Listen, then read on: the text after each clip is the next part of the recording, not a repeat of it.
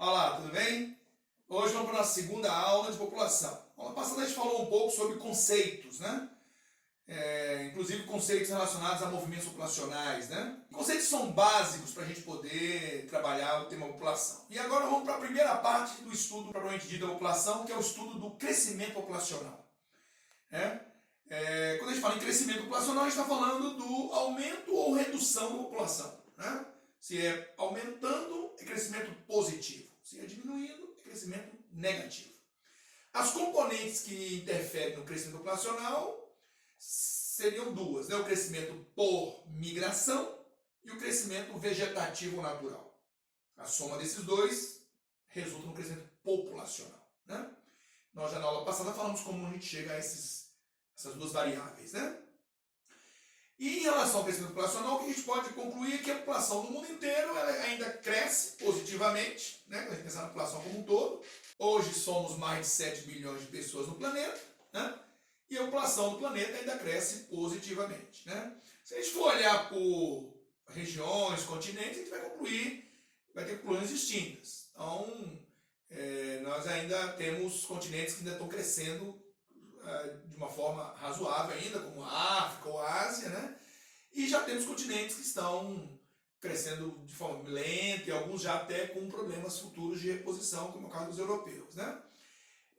Quando a gente fala de crescimento populacional, existe sempre um gráfico que a gente trabalha, chamado gráfico da transição demográfica. O que seria isso, né? Transição demográfica? É você sair de um patamar de crescimento para outro. E a passagem de um patamar para o outro a gente chama de transição demográfica.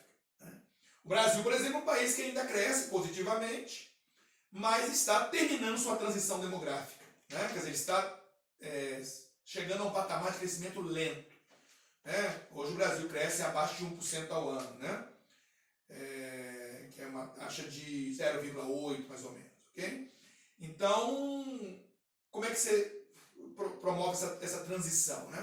Essa transição da seguinte forma: existem vários estágios nesse gráfico, que a gente traça da transição demográfica. O primeiro estágio do gráfico, que a gente chama de pré-transicional, é um momento em que taxas de mortalidade e natalidade são elevadas. E se as taxas de natalidade e de mortalidade são elevadas, isso significa que o crescimento é lento.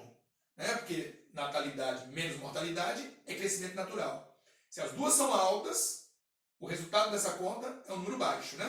Então, o primeiro estágio desse gráfico, chamado pré-transicional, é o estágio em que o crescimento é lento, porque as taxas de natalidade e mortalidade são altas.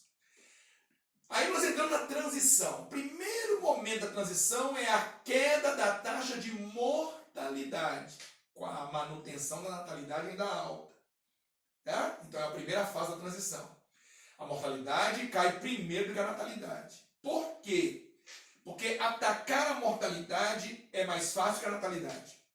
Qualquer mudança na qualidade de vida, na oferta de alimentos, no saneamento, na saúde, na oferta de medicamentos, na informação, que passa pela educação, tudo isso impacta a redução da mortalidade rapidamente.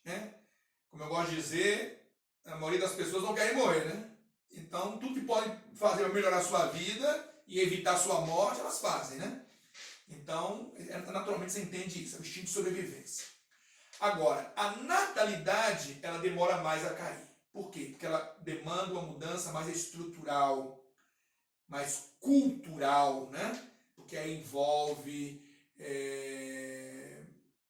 questões socioeconômicas, questões de gênero, maior autonomia da mulher, maior educação da mulher. A mulher tem um papel muito importante na queda da natalidade, A urbanização da sociedade, O acesso aos métodos contraceptivos, ok? Então, assim,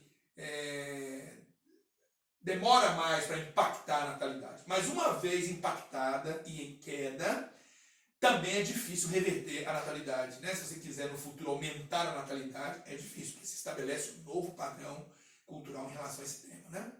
E aí no mundo todo isso acontece, ou já aconteceu para alguns, ou está acontecendo para outros. Quer dizer, a mortalidade começa a ceder no primeiro momento e a natalidade se mantém alta. O que faz o crescimento se expandir. que eu mantenho natalidade alta com mortalidade em queda. Aí expande o crescimento. Alguns chamaram isso de explosão demográfica, né? Mais adiante, a natalidade também cede. Então as duas passam a cair. E aí, no futuro, você vai sair da fase de transição e entrar na fase de crescimento lento. Porque as duas taxas se estabilizam em baixa.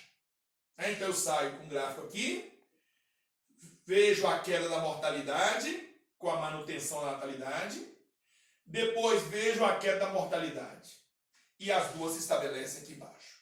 E aí eu tenho um crescimento lento. É para onde o Brasil está caminhando agora. Né?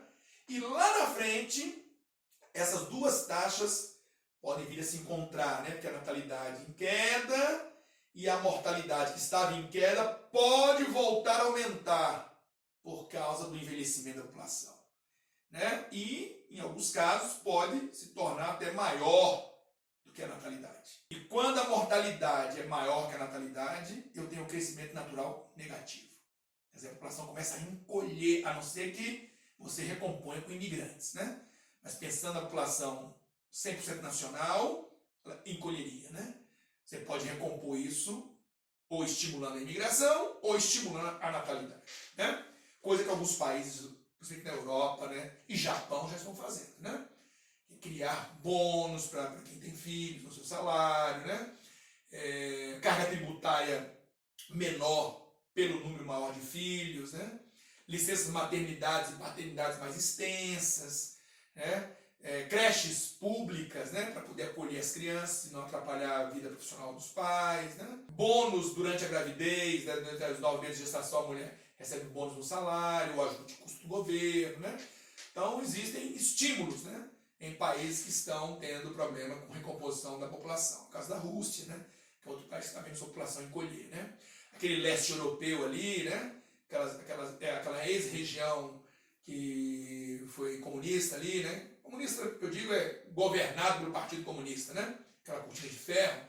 Ali você tem muitos países com crescimento ou muito lento ou já negativo, né? Letônia, Lituânia, Estônia, Moldova, Ucrânia, né? Romênia, Bulgária, Polônia, né? São países com taxas muito baixas de crescimento, alguns até negativas, né? Mas também temos a Itália, Portugal, com taxas muito baixas de crescimento, né? Alemanha, né? E Japão também é conhecido já as taxas baixas de crescimento da população japonesa, né? Ok? Então o Brasil, né, no nosso caso, nós estamos caminhando para ter taxas também lentas, né? Baixas, né? Estamos terminando essa transição, né? E os países da África subsaariana estão vivendo aquele momento de queda de mortalidade, queda de natalidade, mas ainda mantendo essas taxas muito altas ainda. Então eles têm uma taxa de expansão ainda grande, né? E em queda também. No mundo todo a população mundial vai diminuir sua taxa de crescimento. Essa é a tendência, né? Vamos avaliar rapidamente, pessoal, cada um desses momentos, né? Vamos avaliar um detalhe. A fase 3, né? Assim, fase 1, pré-transicional. Fase 2, que alguns autores podem dividir em 2 e 3, né? Mas a fase 2 é a transicional. E a fase 3 é a pós-transicional. Tá? E essa fase 4, que poderia ser essa mortalidade maior que a natalidade, que alguns chamam de inverno demográfico, né? São alguns países que estão vivendo esse momento no mundo hoje, né? Na primeira fase, a pré-transicional, quando natalidade e mortalidade são elevados, é o Brasil lá dos anos 40. O que ocorre ou ocorria no país para que justificar uma taxa de natalidade alta e mortalidade alta também, né? Bom, a natalidade era alta por alguns motivos. Primeiro, a população eminentemente rural, né? E aí você tem a chamada unidade de produção familiar. Os países têm populações rurais muito grandes, ou as regiões de população rural muito grande, o filho é visto como uma mão de obra de baixo custo, né? E aí quanto mais braço tiver para trabalhar, melhor. Então isso é um fator que estimula a natalidade.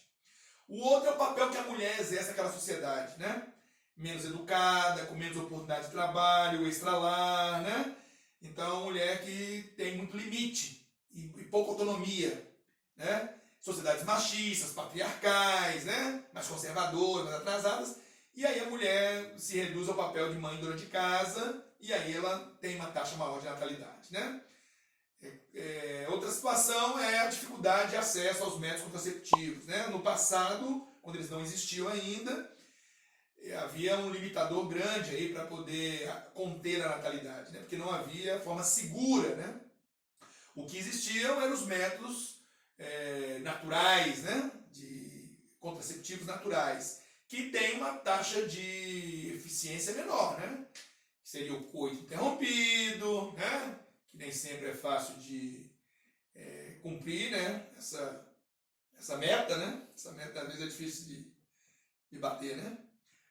Tem também a abstinência, né? Isso é seguríssimo, né? Seria outra forma, né? Ou, quem sabe, no passado aí o pessoal usava camisinha, né? De tripa, de couro, né? De bode, né? Também, isso no Egito Antigo já existiam camisinhas de tripas de animais, hein? Não tô brincando, não. Mas tudo bem. Então, assim, veja que existia a tabelinha, né? Que é você tentar controlar o período de ovulação da mulher, né? Tentar ter abstinência no período que ela está ovulando, né? Mas nem sempre é fácil seguir também a tabelinha, né? Porque tem que cumprir aquele período de abstinência, né? A minha avó, que sabia fazer tabelinhas lá na região onde ela vivia, teve 16 filhos. Um dia eu perguntei para ela: avó, só não segue o que a senhora prega, não? A senhora faz tabelinha para a rua e a senhora mesmo usa? Não, não é isso, meu filho, eu sei fazer a tabelinha. É porque seu avô trabalha fora do estado e viaja muito, quando ele volta cheio de amor para dar, né? E não cumpre os pedidos de abstinência. E aí, 16 filhos, né? Foi o resultado disso aí, né?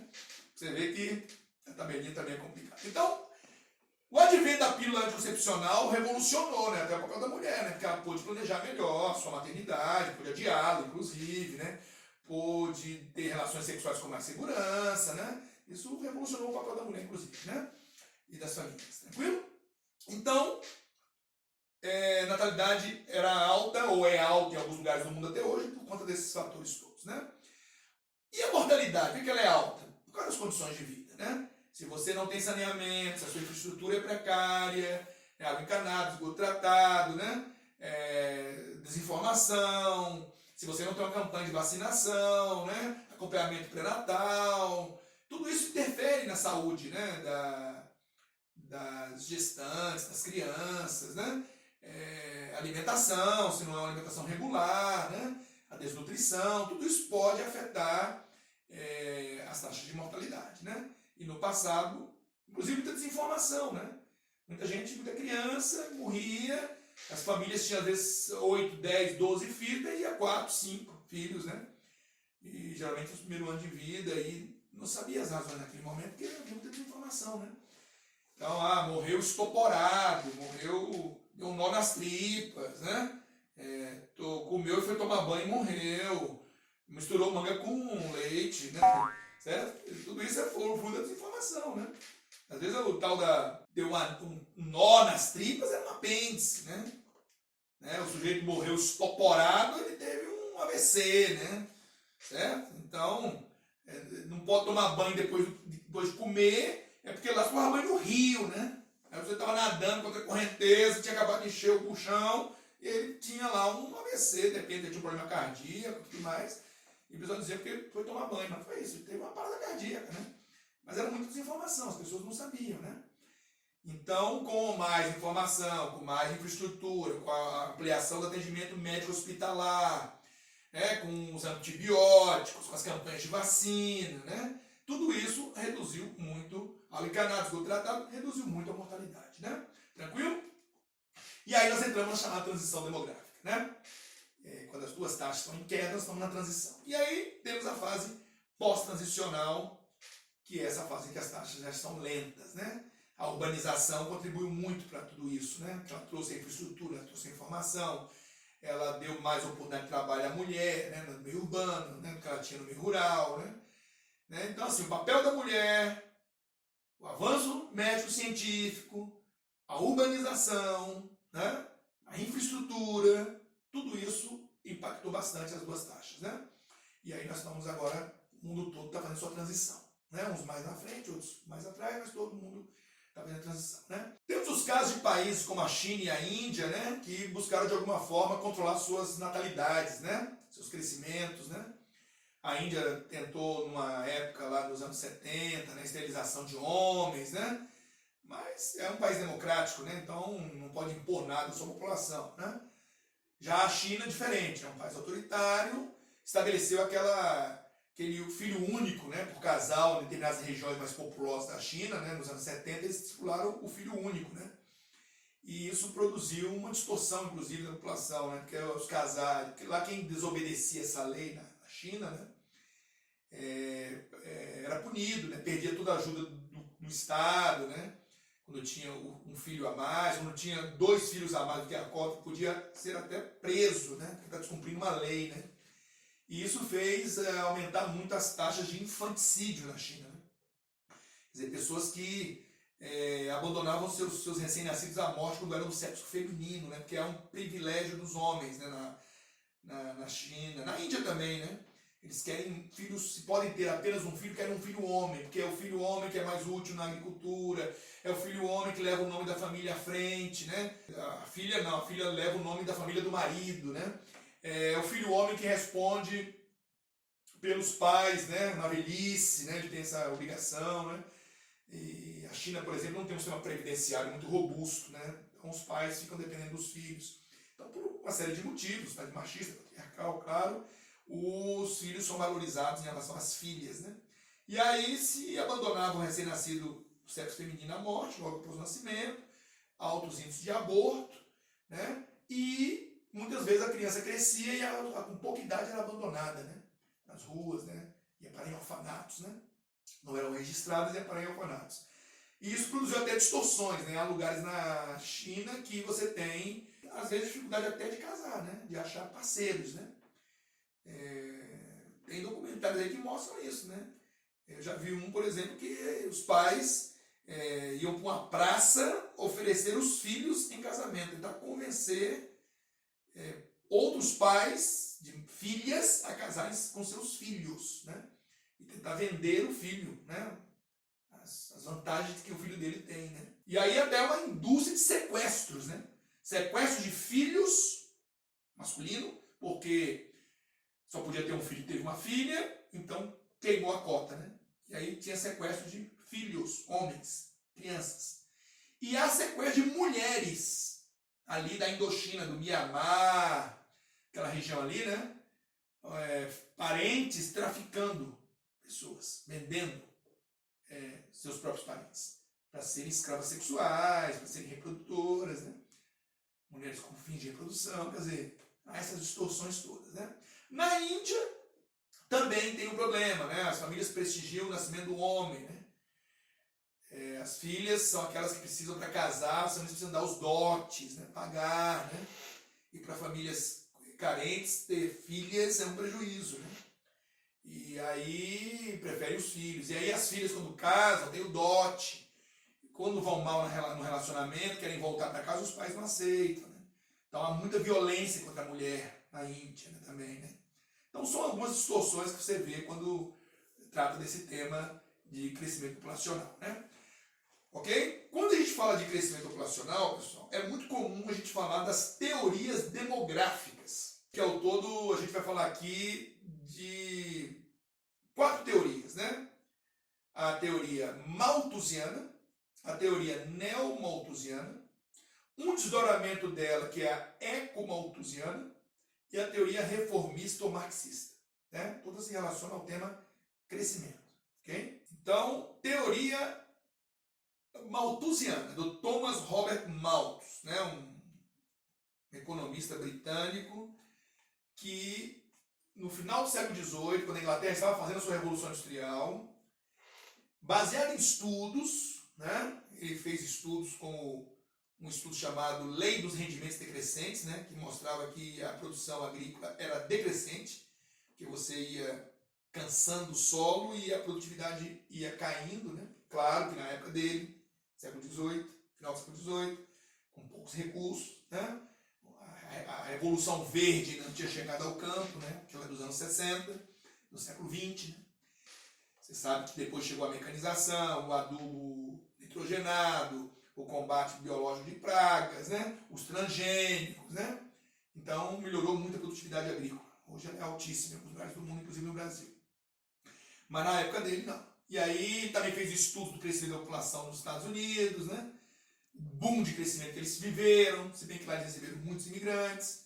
E baseado nisso tudo, ele assistindo também aquela urbanização crescendo da população, né? Com a industrialização do país. E ele percebeu que havia, e realmente quando você vê a população mundial, boa parte da sua história da humanidade, a população foi de crescimento lento. Porque a natalidade era alta, a mortalidade era alta. Mas com a Revolução Industrial, a curva de crescimento populacional teve uma ascensão muito rápida. Porque a princípio caiu a mortalidade, né?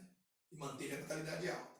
E aí quando o Malthus viu aquela curva ascendente, né, usou os termos da matemática, né, para se referir ao que ele estava assistindo, né, que era um crescimento da população mais acelerado do que o crescimento da subsistência da população, né, dos meios da subsistência. Né. Então ele usou, né, os termos de PA e PG. A população cresce segundo uma PG, 2, 4, 8, 16, 32, 64, 128, né? E os alimentos, a produção de alimentos crescia segundo uma PA, né? 2, 4, 6, 8, 10, 12, 14, 16, 18. Né? Então o que é que o Malthus percebeu nisso tudo? Que o crescimento populacional ia exceder a oferta de alimentos. E a partir daí você teria fome. Né? E aí, diante disso, ele defendia que para evitar uma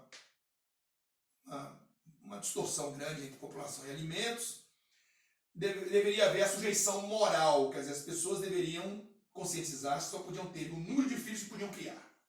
É isso que ele defendia. O Malthus era um pastor anglicano, ele era um religioso, né? Só que essa sujeição moral nós sabemos que não é fácil, porque demanda uma série de fatores, né? Essa consciência implica educação, acesso a bens e serviços, né? Mais educação da população, acesso à saúde pública, né? Até o custo de criação é uma coisa que a gente tem que ficar atento, né? Porque nas famílias de menor renda, os filhos não custam tão caro aos pais porque eles não têm recurso, né? E nas famílias de menor renda, os filhos são bastante caros, né? Quer dizer, um filho da classe média no Brasil, até os 25 anos, custa mais de R$1 milhão uma família, né? É isso que você custa para a tua família, cara. Ou mais, hein? Você é uma verdadeira, é uma cobertura ambulante, sabe? Você é uma Ferrari ambulante, meu filho. Então, quando o seu pai fica mexendo chato com você não entende, vai para você entender agora, tá? E aí, resultado. Então, essa sujeição moral é mais difícil. Né? Então, o Malthus, ele pregava a sujeição moral e dizia que catástrofes naturais, epidemias, né, guerras, também ajudavam a controlar o crescimento. Mas não defendia isso, ok? Quando a gente olha nos dias atuais, vê que Malthus não estava certo, né? A população mundial não duplicou como ele achava, no intervalo que ele achava. Quer dizer, não cresceu tanto como ele achou. Porque ela tende a diminuir sua taxa de crescimento, como nós já falamos. E a produção de alimentos se multiplicou muito mais do que o crescimento populacional global, né? Isso é fato. Aí você pode perguntar, mas por que nós temos fome no mundo então, se o mal estava errado? A fome é uma produção humana, né? Não é? A produção de alimentos no planeta suficiente para alimentar todos hoje. A questão é que passa pela distribuição desse alimento, né? E isso implica uma série de fatores, né? Por exemplo, baixa produtividade agrícola, por falta de recurso financeiro, né? Técnico, má distribuição das terras, chamada estrutura fundiária injusta, que o Brasil é um grande exemplo disso, uns com muito, outros sem nada. Guerras, que interrompem a produção ou diminuem a produção e dificultam a circulação de alimentos, né? Problemas de ordem natural, porque as pessoas não têm recursos, têm técnica financeira para enfrentá-los, né? Secas prolongadas, desertificações, pouco recurso hídrico, né? Isso interfere. Crises econômicas, que gera desemprego, queda de renda, né? Isso é um fator que interfere também na oferta de alimentos, né? Agriculturas que estão mais focadas em atender mercados externos do que a demanda nacional. Então, o Brasil tem grandes fazendas que exportam soja, milho, que produzem açúcar para a indústria, álcool para automóvel, né? Em detrimento talvez do arroz, do feijão, do milho, da mandioca que o brasileiro come, né? Então, isso também interfere. Então, veja, Eu estou falando de fatores que ajudam a justificar porque tem fome no mundo até hoje. Não é por falta de alimento. Uma série de fatores que estão interferindo nisso aí. Né? Existem alimentos estocados mundo afora, aí, na Europa, e enquanto está faltando em outros lugares. Né? Então, o Malthus não estava certo. Derivado da teoria malthusiana vem a neo-malthusiana, que já é uma teoria do pós-segunda guerra. E aí ela já é da era dos anticoncepcionais. Alguns dizem até que ela trabalha a serviço das grandes laboratórios. Né? O que o neo-malthusiano defende? Que população grande e jovem exige muito investimento social em detrimento dos investimentos produtivos. Então você investe na saúde, na educação, na infraestrutura, mas não investe tanto na agricultura, na energia, na indústria, nos serviços. E aí acontece, essas economias não podem crescer como deveriam, porque estão gastando muito. Não é verdade isso. Os países com maior taxa de natalidade não são os que mais investem no social. Tá? Que mais investem no social são os países com menores taxas de natalidade, os mais ricos. Ok? Mas eles defendem isso. Essa é uma teoria que muitos acusam vir do primeiro mundo, né? E apontar a culpa da grande natalidade do terceiro mundo para o próprio terceiro mundo. Vocês, terceiro mundo, têm filhos demais, por isso são pobres. Por isso que vocês são terceiro mundo. Né? E aí eles defendem o controle da natalidade. Né? Por isso que todo país que adota a política de controle da natalidade é neo-malthusiano. Né? Que estimula o controle da natalidade, que libera o aborto, que distribui camisinha e anticoncepcional. Todo país que estimula o controle da natalidade é chamado de neo-malthusiano. Né? Só que os neo-malthusianos não estão corretos. A visão deles é uma visão bem distorcida da realidade. Né? De achar que o número de filhos que as pessoas têm é que vai responder pela condição socioeconômica delas. Na verdade é o contrário. Né? E é isso que defende o reformista. Né? O reformista defende que se você melhora as condições socioeconômicas, educação, saúde, renda, né? Se melhora essas condições todas, a natalidade cai. Então, quer dizer, o motor da natalidade alta é a condição de vida precária. Né? Se você melhora a condição de vida, cai a natalidade. Né? Precisa chamar de reformistas ou marxistas, né? Que defendem uma sociedade mais justa, né? E tudo mais. Não confundir esse marxista com comunismo. Tá? É só por defender sociedades mais justas, mais igualitárias. Tá? E o que eu tinha falado eco-malthusiano, que é o desdobramento não malthusiano, a visão é de que quando a população cresce muito, demanda muito recurso natural, né? E com isso há o esgotamento desses recursos. E onde é que a população está crescendo mais? Nos países mais pobres. Então eles seriam os grandes responsáveis pelos problemas ambientais. Como mudar isso? Controlar a natalidade. Só que aí é mais uma visão distorcida, né? Porque os países que mais consomem recursos naturais são os países ricos, do primeiro mundo, que tem natalidade baixa. Eles são os grandes consumidores de energia, de matéria-prima, de produtos, né? Eles que mais descartam, eles que mais poluem, e eles tentam atribuir essa culpa ao terceiro mundo. Né? Por isso são chamados de eco-malthusianos. Também defendem o controle da natalidade. Okay? Então, ao todo, nós temos essas são as teorias demográficas. Então, quando trata do tema crescimento, a gente geralmente trata também das teorias demográficas. Ok? Tranquilo, pessoal? Espero que esteja tudo bem e até o nosso próximo encontro. Valeu!